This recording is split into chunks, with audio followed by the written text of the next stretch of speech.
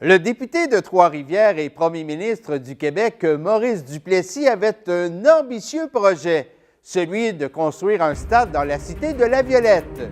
Quelques années plus tard, une légende du baseball foulait le terrain.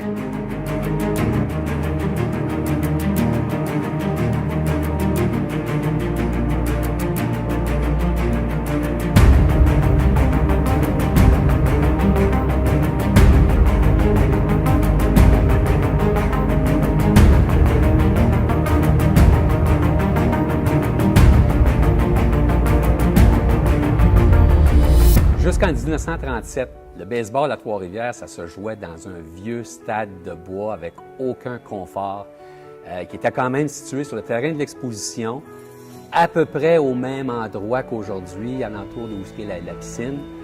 Et cette année-là, on a invité le premier ministre du Québec, Maurice Duplessis, pour venir faire un lancer protocolaire lors de fêtes nationales. Quand il est arrivé au stade, il s'est tourné vers un des dirigeants de l'équipe et il a dit: vous jouez là-dedans, je vais vous en bâtir un stade, moi. Alors, les gens ont pensé que c'était une promesse électorale, mais M. Duval, Gérard Duval, lui, a vu l'opportunité, connaissant ce qui se passait à Trois-Rivières, le chômage et tout ça à l'époque, il a vu l'opportunité de s'en bâtir un stade. Alors, ce qu'il a fait, c'est qu'il est allé voir un de ses amis architecte, l'architecte de Noncourt, et lui a demandé tout de suite de préparer des plans pour un nouveau stade. À la fin de la saison, les plans étaient prêts, donc il y a une délégation de Trois-Rivières qui est partie pour Québec pour aller rencontrer le premier ministre pour lui présenter les nouveaux plans. Et on dit que Duplessis était tout à fait emballé par les plans. Le dimanche 9 juillet 1939, on a demandé au premier ministre Duplessis de venir inaugurer son stade. Alors, dans l'après-midi, il a fait un discours politique où il a probablement parlé de son beau stade. Et en soirée, il a fait le lancer protocolaire pour le match de baseball. C'est assez spécial, deux inaugurations pour le même stade la même journée. J'accompagnais mon père, qui m'avait acheté un billet de saison pour ça.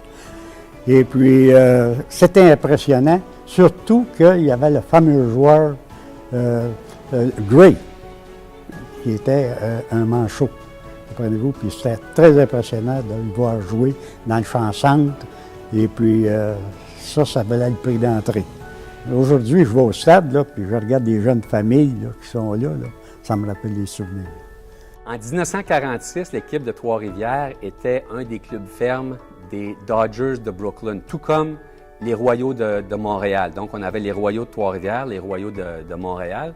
Et durant la saison, on a organisé un match d'exhibition entre les deux équipes. Donc, les Royaux de Montréal sont venus jouer à Trois-Rivières. Et dans l'équipe des Royaux, en 1946, il y avait un jeune homme qui s'appelait Jackie Robinson. Donc, Jackie Robinson, un jour, a joué dans notre beau stade.